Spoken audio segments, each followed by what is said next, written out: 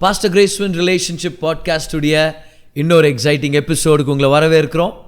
இந்த ரிலேஷன்ஷிப் பாட்காஸ்ட்டில் எப்படி ஒரு நபர் ஆரோக்கியமான தனிநபராக இருப்பது, வாழ்க்கை துணை எப்படி கண்டடைகிறது, அப்புறம் எப்படி திருமணத்தை கர்த்தருடைய வார்த்தையின்படி ஆரோக்கியமாக நடத்துறதுன்னு சொல்லி நம்ம கற்றுக்கிட்டு வர்றோம்.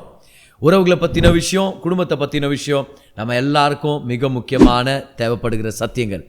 இந்த பாட்காஸ்ட் வழியாக நிறைய பேர் ஆசீர்வதிக்கப்பட்டு இருக்கிறீங்க, அநேகரோட ஷேர் பண்ணிட்டும் இருக்கிறீங்க. Thank you so much. கண்டினியூ பண்ணுங்கள், ஷேர் பண்ணுங்கள். வாங்க இன்னைக்கு எபிசோடுக்குள்ளே நம்ம போகலாம். திருமணத்தை பற்றின இந்த அருமையான சீரீஸில் நம்ம கற்றுக்கிட்டு வந்துட்டுருக்கிற மிக முக்கியமான விஷயம் என்னென்னா, இருவரும் ஒருத்தருடைய தேவைகளை அறிந்து அதை சந்திச்சாலே திருமண வாழ்க்கை ஆசீர்வாதமாக இருக்கும் அப்படின்றது தான்.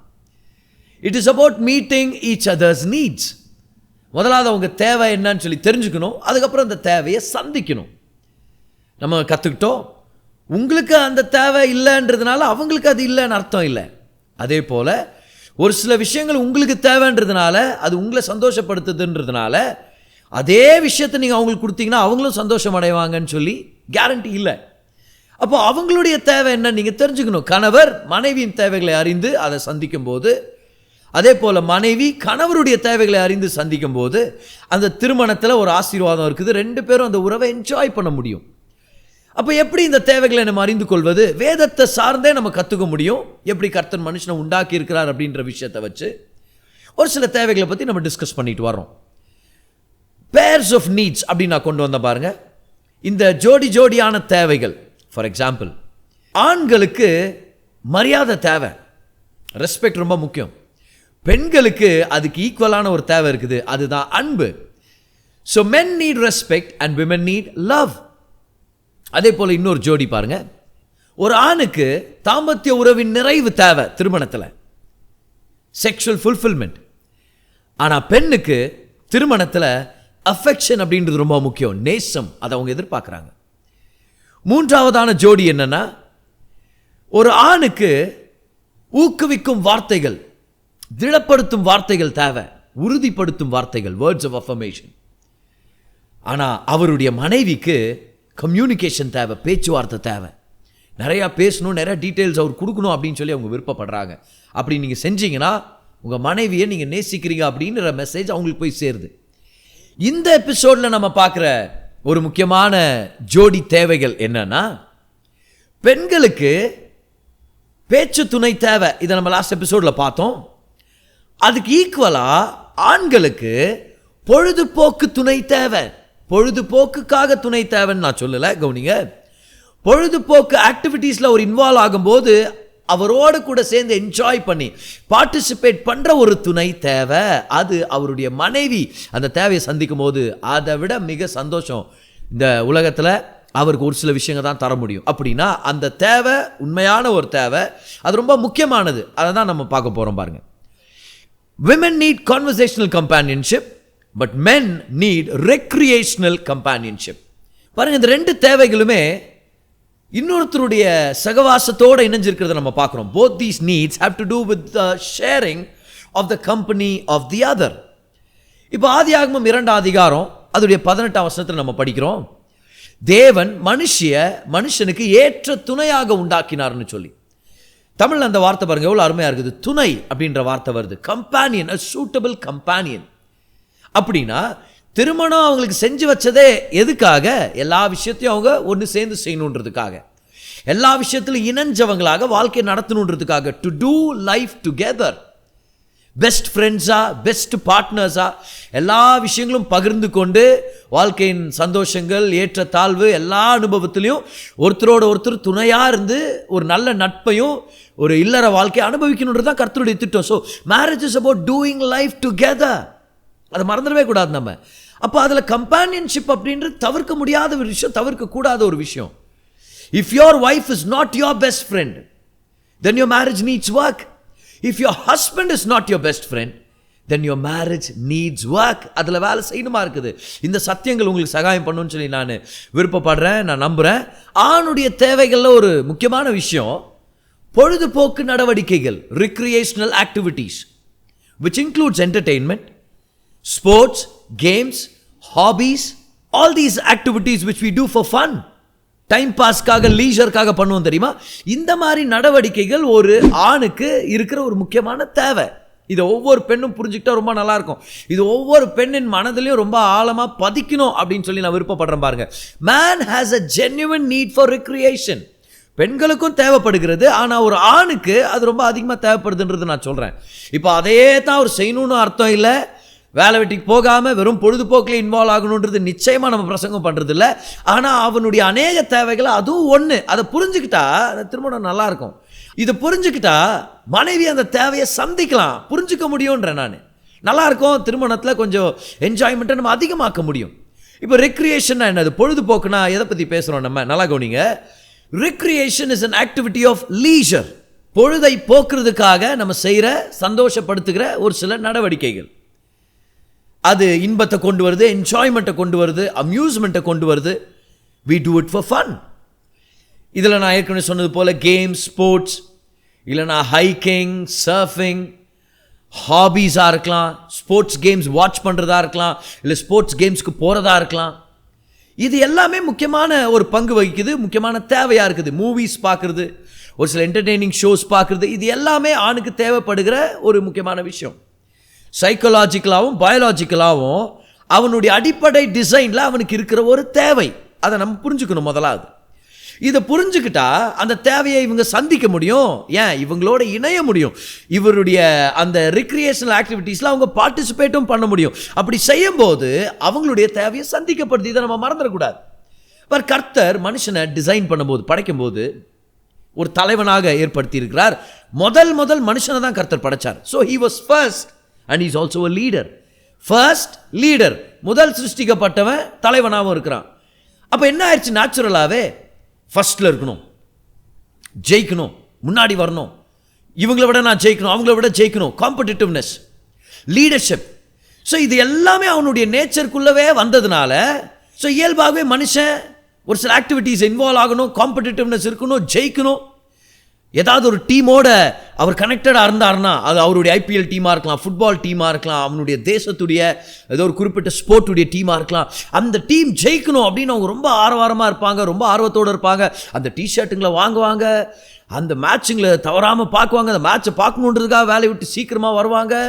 அவங்க ஃப்ரெண்டுக்கு கால் பண்ணி, பார்த்தியா இந்த 6 பார்த்தியா, அந்த 4 பார்த்தியா, இவனை என்னத்துக்கு இறக்குனானுங்க, அவனை இறக்கியிருந்துருக்கலாமே, இந்த பேச்சுங்க ரொம்ப அதிகமாக இறங்குவாங்க. பார்த்தா 50 வயசு இருக்கும், 60 வயசு இருக்கும் அவங்களுக்கு. அப்படின்னா அதை பார்த்த உடனே சில டைம் மனைவிமார்கள் என்ன பண்ணிடுதுன்னா, இன்னும் இவர் இன்னும் சின்ன பிள்ளைத்தனமாக பண்ணிட்டு இருக்கிறாரு. நல்லா கவனிங்க, சின்ன பிள்ளைத்தனமாக பண்ணுறது நல்லது நான் சொல்ல வரல. ஆனால் பொழுதுபோக்கு அப்படின்றது ஒரு ஆணுக்கு மிக முக்கியமான ஒரு தேவை. அது அவனுக்குள்ள அடங்கி இருக்குது. அது மிக முக்கியமான விஷயம். ஏன்னா அவன் முதல் படைக்கப்பட்ட ஒரு நபராக இருக்கிறதுனாலையும் தலைவனாக இருக்கிறதுனால இந்த காம்படிட்டிவ்னஸை அவன் பிரியப்படுகிறான். சேலஞ்சிங் ஆக்டிவிட்டீஸ் அவனுக்கு வேணும், ஜெயிக்கணும்னு ஆசைப்படுறாரு. அந்த ஜெயிச்ச எக்ஸ்பீரியன்ஸ் அநேகருக்கு ஷேர் பண்ணணும்னு சொல்லி ஆசைப்படுறாரு. எவ்வளோ முக்கியமான விஷயம் பாருங்க இது. டாக்டர் டேவிட் பாசன் அப்படின்றவர் சொல்கிறாரு, ஏன் ஆண் பிள்ளைகள் படிப்பு விஷயத்தில் ஒரு 25 வருஷத்துக்கு முன்னாடி இருந்ததை விட இப்போ அவங்க ஆர்வம் கொஞ்சம் குறைவாக இருக்குது. அவர் சொல்கிறாரு, கொஞ்சம் குறைவாக இருக்கிறது காரணம் என்னென்னா, முதல் ரேங்க் சிஸ்டம் இருந்துச்சு. First rank, second rank, third rank, அதில் ஒரு காம்படிட்டிவ்னஸ் இருந்துச்சு. ஆனால் இப்போ கிரேட் சிஸ்டம் கொண்டு வந்துட்டோம். 95 எடுத்தாலும் A+ தான், 94 எடுத்தாலும் A+ தான் கொண்டு வந்த உடனே அவர் சொல்கிறார், டாக்டர் டேவிட் பாசன் சொல்கிறாரு, கொஞ்சமாக அந்த காம்படிட்டிவ்னஸ் உடைய ஆப்பர்ச்சுனிட்டி குறைவானதுனால ஆண் பிள்ளைகள் அதில் பங்கு பெறுறதுக்கு தவிர்க்கிறாங்களோ, இன்னும் அதிக ஆர்வத்தை காட்ட மாட்டேங்கிறாங்களோ. ஏன்னா அவங்களுக்குள்ளே இருக்குது, அது அந்த காம்படிட்டிவ்னஸ்ன்றது உள்ளே இருக்குது. அப்போது ஒரு ஆண் கிரிக்கெட் விளாடணும்னு விருப்பப்படுறது சகஜமானது. டென்னிஸ் விளாடணும், நான் ஃபுட்பால் விளாடணும், வீக்கெண்ட்ஸில் என் ஃப்ரெண்டுங்களோட போய் நான் கொஞ்சம் நேரம் நான் ஸ்பெண்ட் பண்ணோம், காம்படிட்டிவ் ஸ்பிரிட்டை வளர்த்துக்கணும், ஸ்போர்ட்ஸ் கேம்ஸ் பற்றி நாங்கள் பேசுவோம், உட்காந்து மேட்சை நாங்கள் பார்க்குவோம், அதுக்குன்னு டைம் டெடிகேட் பண்ணுவோம். அப்படின்னும் போது ஆச்சரியப்படாதீங்க, அது சின்ன பிள்ளைத்தனம்னு சொல்லி தவறாக எடை போட்டுறாதீங்க, குற்றப்படுத்திட வேண்டாம். அந்த தேவையை உணர்ந்து நீங்களும் பார்ட்டிசிபேட் பண்ணிங்கன்னா ரொம்ப நல்லாயிருக்கும். ஏன்? அந்த அனுபவத்தை அவர் உங்களோட ஷேர் பண்ணுவார். அந்த வெற்றியின் அனுபவம், ஏன் இவன் அந்த பால் பின்னாடியே போகிறான், ஏன் ரெஃப்ரி அந்த கோல் அலோவ் பண்ணல, இல்லை கிரிக்கெட் வாட்ச் பண்ணிட்டு இருக்கும்போது ஏன் அந்த மாதிரி ஃபீல்ட் செட்டப் கொண்டு வர்றாங்க, ஏன் கேட்ச் பிடிச்சிட்ட பிறகு அந்த எல்லாரும் செலிப்ரேட் பண்ணுமா இருக்குது, எதுக்காக, ஏன் அவன் பாலை அடிகளை சரியா இல்லை, என்னத்துக்கு விளாசி தள்ளுறான், இப்போ இந்த நேரத்தில் அந்த மேட்சுடைய என்ன காலகட்டம் இது எல்லாத்தையும் அந்த நபரோட உட்காந்து நீங்கள் பேசுறதுக்கான வாய்ப்பு நீங்கள் கொடுத்தீங்கன்னா மனசு திறந்து பேசுவார். இதனால அருமையான விஷயம் பாருங்கள், உங்கள் தேவை சந்திக்கப்படுது. மனைவியாக உங்களுடைய தேவை, அவருடைய என்டர்டெயின்மெண்ட் தேவைக்கு நீங்கள் துணையாக இருந்தீங்கன்னா, அவருடைய பொழுதுபோக்கு நடவடிக்கைகள் விஷயத்தில் நீங்கள் பார்ட்டிசிபேட் பண்ணுறவங்களா இருந்து, அவருடைய கேம்ஸில் நீங்களும் இன்ட்ரெஸ்டடாக இருந்து எவ்வளோ நேரம் முடியுமோ அவரோட உட்கார்ந்து அந்த ஷோஸை நீங்கள் பார்க்குறதோ இதெல்லாம் ஈடுபட்டீங்கன்னா, அவர் மனசு திறந்து பகிர்ந்துக்க ஆரம்பிக்குவார். இதனால உங்கள் தேவை சந்திக்கப்படுது. ஏன்னா மனைவியாகிய உங்களுடைய தேவை என்னது? பேச்சு துணை. You need a conversational companion as much as he needs a recreational companion. உங்களுக்கு பேச்சு துணை தேவை. அதே வண்ணமாக அவருக்கு பொழுதுபோக்கு நடவடிக்கைகளின் அந்த விஷயத்தில் ஒரு துணை தேவை. அவரோட இணைஞ்சு அவரோட பார்ட்டிசிபேட் பண்ணால் அது மிகப்பெரிய ஆசீர்வாதமாக இருக்கும் பாரு அவருக்கு. he'll feel so blessed that he is gotten married to you. அப்போ இது ஒரு கம்யூனிகேஷன் பிரிட்ஜாக இருக்க முடியும். நீங்கள் அவருக்கு அந்த பொழுதுபோக்கு நேரத்தை ஏற்படுத்தி கொடுக்குறீங்க. அவர் மேட்ச் பார்க்குற நேரத்துலையோ இல்லை கேம்ஸில் பார்ட்டிசிபேட் பண்ணுற நேரத்துலையோ, you be that wife who participates or encourages him. அவன் வீட்டுக்கு வந்துட்ட பிறகு எப்படி இருந்துச்சு மேட்ச் சொல்லுங்கள், யார் ஜெயிச்சது சொல்லுங்கள், எப்படி ஜெயிச்சாங்க, அப்படியா அப்படின்னு நீங்கள் ஆர்வத்தை காட்டும் போது என்ன நடக்குது? அவர் ஓப்பன் அப் பண்ணுறாரு. நார்மலாக அவ்வளோ பேச மாட்டார் பிரதர் அப்படின்றீங்க. அவர் பிடிச்ச விஷயத்தை நீங்கள் பேசுங்க, அவர் பேசுவார். இதனால் என்ன நடக்குது? உங்கள் தேவை சந்திக்கப்படுது. ஏன்னா உங்களுடைய தேவை என்னது? பேச்சு துணை. உதாரணத்துக்கு மேட்ச்சு நடுவில் உங்களுக்கு ரொம்ப வெறுப்பாயிருது. நடா ஒரு 1.5 மணி நேரமாக உட்காந்து மேட்ச்சை பார்த்துக்கிறார். எப்போ தான் இந்த மேட்ச் முடியும்? சடார்னு கையை தட்டார். சடார்னு ஐயோ அப்படின்றாரு. சடார்னு ஃபோன் பண்ணி பார்த்தியா அது என்ன அப்படி விட்டானே அப்படின்றாரு. ஏன் இப்படி பண்ணிட்டு இருக்க? 1.5 மணி நேரமா? அப்புறம் உங்களுக்கு ஒரு டெம்டேஷன் வரும் பாரு அந்த நேரத்தில். அப்படியே நேராக ஹால் ரூம்குள்ளே வந்து ஆஃப் பண்ணுங்க டிவியை, என்ன இது வெறுப்பாயிடுச்சு எனக்கு அப்படின்னு சொல்கிறதுக்கான உங்களுக்கு வாய்ப்பு இருக்குது. ஆனால் நான் என்ன சொல்கிறேன் தெரியுமா? நல்லா கவனிங்க. அவர்கிட்ட போயிட்டு எனக்கு இந்த மேட்சே புரிய மாட்டேங்குது, இது ஏன் இப்படி ஆடுறாங்க? அவன் பாலை பிடிச்சிட்டான், அதை ஏன் கேட்சுன்றீங்க? பிடிச்சதுனால தானே கேட்சு. அது பேர் கேட்சு பிடிச்சிட்டான்னு ஏன் சொல்கிறீங்க? கேட்சுனாலே பிடிச்சிட்டான்னு தானே அர்த்தம். நீங்கள் கேட்கலாம் அந்த கேள்வியை. அந்த பந்தை தூக்கி உயரமாக அடிக்கிறான், அதுக்கு இந்த பொண்ணுங்க ஏன் டான்ஸ் ஆடுதுங்க? இந்த ஐபிஎல்ல இந்த மாதிரி வந்து இந்த சேர் கேர்ள்ஸ் வந்து டான்ஸ் ஆடுது. என்னத்துக்கு? என்ன இவங்களுக்கு என்ன சம்மந்தம், என்ன பிரச்சனை இது? அப்போ அவர் சொல்லார் பார், அதான் மேக்ஸிமம் 6 அது பார், இன்னும் 2 பாலில் 6 ரன் அடிக்கணும் அப்படின்னா என்னங்க அர்த்தம்? நீ எக்ஸ்பிளைன் பண்ணுங்க அந்த இடத்துல. அப்போ என்ன நடக்குது அந்த இடத்துல? ஒரு கான்வர்சேஷன் ஏற்படுது. அவர் ரொம்ப இன்ட்ரெஸ்ட் ஆகிறாரு, உங்கள்கிட்ட பேச ஆரம்பிக்கிறார். அவருடைய ஃபேவரட் டீம் விளையாடிட்டு இருக்குது, அவர் உட்காந்து டிவி பார்த்துன்னுக்கிறாருன்னு வச்சுங்களேன். நீங்கள் வரீங்க நடுவில் வந்து, உங்கள்கிட்ட நான் பேசணுங்க, உங்கள்கிட்ட பேசி இந்த நாள் முழுசு உங்கள்கிட்ட பேசவே இல்லை, உங்கள்கிட்ட பேசணும். அவர் சொல்லுவார், ஜஸ்ட் ஒரு கொஞ்ச நேரம் இருமா, இந்த மேட்ச் முடிச்சுட்டோம் அப்படின்வார். இன்னும் கொஞ்ச நேரம் விட்டு வாங்க, எங்க பேசலாமா? இப்போ இருமா கூப்பிட்றேன் நான், இருப்பார். கொஞ்ச நேரம் தான் மேட்ச்சு, இன்ட்ரெஸ்டிங் டைம் வேறு, சைடில் வா அப்படின்றார். நீங்கள் மனசு பேஜார ஆகிடக்கூடாது, என்னை விட உங்களுக்கு டிவி முக்கியமா? அப்படியே போய் டிவி ஆஃப் பண்ணி விடுறது.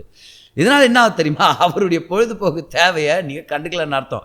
இப்போ நல்லா கவனிங்க கணவர்மார்கள், இது ஒரு எக்ஸ்கியூஸ் இல்லை. நாளெல்லாம் உட்காந்து மேட்ச் பார்த்துன்னு, நாளெல்லாம் உட்காந்துன்னு வெறும் ஏதோ ஒரு கேம்லேயோ வீடியோ கேம்லேயோ உட்காந்துன்னு இருக்கிறது கண்டிப்பாக ஆரோக்கியமானது இல்லை. உங்கள் மனைவியை நேசிங்க, மனைவியின் தேவைகளை சந்திங்க. ஆனால் உங்களுடைய டீம் மேட்ச் ஆடும்போது உங்கள் மனைவி நீங்கள் பார்த்துக்கிறதுக்கு ஒத்துக்கணுன்னா அவங்க தேவைகளை வாரம் முழுசு நீங்கள் தந்திக்க கற்றுக்குங்க.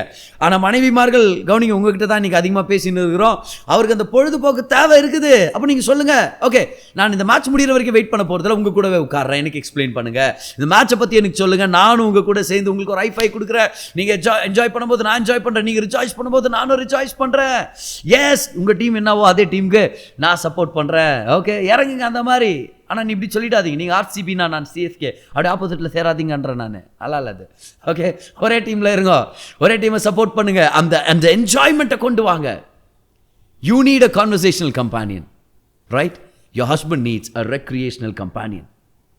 நாளெல்லாம் போய் கஷ்டப்பட்டு வேலை செஞ்சுட்டு வர்றாரு, டிராஃபிக்லேயும் எவ்வளோ கிளையண்ட்ஸுடைய கால்ஸு, கஸ்டமர்ஸுடைய கால்ஸ், இந்த சேல்ஸு, இந்த டார்கெட் ரீச் பண்ணிங்களா, இவ்வளோ முடிச்சிங்களா, அது செஞ்சிங்களா, அவ்வளோ கேள்விகள் மத்தியில் வந்து கொஞ்ச நேரம் ரிலாக்ஸ் ஆகி ஏதோ ஒரு என்டர்டெயின்மெண்ட் விஷயத்தை அவர் பார்க்கும்போது, ஒரு மூவியை பார்க்கும்போது, க்ளீனான மூவியாக தான் இருக்குது, எப்போது ஒரு தடவை தான் மூவியை பார்க்குறாருன்னா அவரை நீங்கள் குற்றப்படுத்த தேவையில்லை. இதில் என்ன உங்களுக்கு தெரிஞ்சிச்சு, இதில் என்ன லாபம் உங்களுக்கு, சரியா? இப்போ இவர் போய் சொல்கிறது இல்லைம்மா, இதில் நடுவில் வந்து டாக்டர் பிலிக்ரம் வந்து பேசுவார் இதில் அப்படின்னு சும்மா சொல்லி ஏதாவது சொல்லி எஸ்கேப்பார். ஏன் அந்த மாதிரி ஒரு நிலைக்கு கொண்டு போகிறீங்க? நல்ல மூவியா, க்ளீன் மூவியா, எப்போயாவது ஒரு தடவை பார்க்குறாரா, சரி பரவாயில்ல, உங்களால் முடிஞ்சா அவரோட உட்காந்து பாருங்களேன். ஆனால் அவரை போய் குற்றப்படுத்தி அப்படியே போய் டிவி ஆஃப் பண்ணிடுது. இந்த டிவி ஒரு கர்மம், என் திருமண வாழ்க்கையில் மண் வாரி போடவே வந்துக்குது, அவெல்லாம் வார்த்தைகளை பேசி விட்டுறக்கூடாது. ஒரு தேவை இருக்குது, அது சந்திக்கப்படட்டுமே. முடிஞ்சா அவரோட உட்காந்து பாருங்கள், என்ன தான் நல்லா இருக்குது இந்த மூவி அப்படின்னு பாருங்கள். அவர் இன்னும் சந்தோஷப்பட எக்ஸ்பிளைன் பண்ணுவார். அவர் ஒரு சில பேர் ரொம்பவே ஆர்வமாக மூவி பார்க்குறவங்க பாருங்கள், எனக்கு வந்து இந்த அனிமேட்டட் மூவிஸ் ரொம்ப பிடிக்கும். திருமணமான ஆரம்ப நாட்களில் என்னுடைய மனைவியை என்னோட உட்கார வச்சு பாரு இந்த மூவி நல்லாயிருக்கும் அப்படின்னு உட்கார வச்சம்பார். எனக்கு ஒரு பெரிய சந்தோஷம் கொடுத்துச்சு. என் மனைவி என்னோட உட்காந்து ஷ்ரெக், அப்புறம் டேங்கிள்டு, ஐஸ் ஏஜ் மூவிஸ் இதெல்லாம் பார்க்கும்போது எனக்கு ஒரு பெரிய சந்தோஷம்.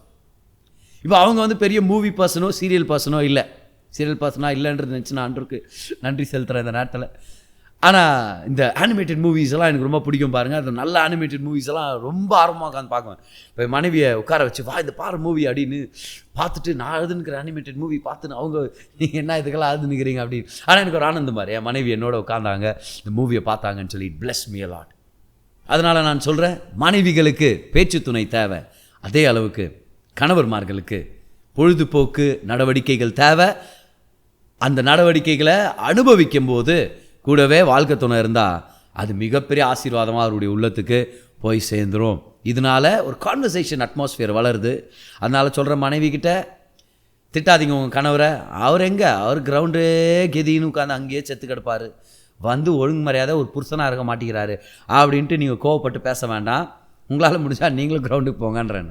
உங்களால் முடிஞ்சால் நீங்களும் உட்காந்து அந்த மேட்சை பாருங்கள், அவர்கிட்ட சொல்லுங்கள் நீங்கள் இன்ட்ரெஸ்டடாக இருக்கிறீங்கன்னு சொல்லி. அவருடைய உள்ளத்தை திறந்து கொடுத்தா அவர் உங்களோட பேசுவார், உங்களோட நெருக்கமாக இருக்குவார் அப்படின்றது தான் நான் நம்புகிறேன். அதனால் ஒருத்தருக்கு ஒருத்தர் சண்டை போட்டு எனக்கு இந்த தேவை உனக்கு அந்த தேவை அப்படின்னு சொல்கிறது பதில் 2 பேருடைய தேவைகளை புரிஞ்சு தேவைகளை சந்திக்க கற்றுக்கும் போது என்ன நடக்கும்னா அங்கே ஒரு அண்டர்ஸ்டாண்டிங் வளருது, ஒரு புரிந்து கொள்ளுதல் இருக்குது, அங்கே ஒரு கம்பானியன்ஷிப் நடக்குது, ஒரு நட்பு ஏற்படுது. அங்கே திருமண வாழ்க்கையின் இன்டிமசிக்கு ஒரு பெரிய வாய்ப்பு இருக்குது.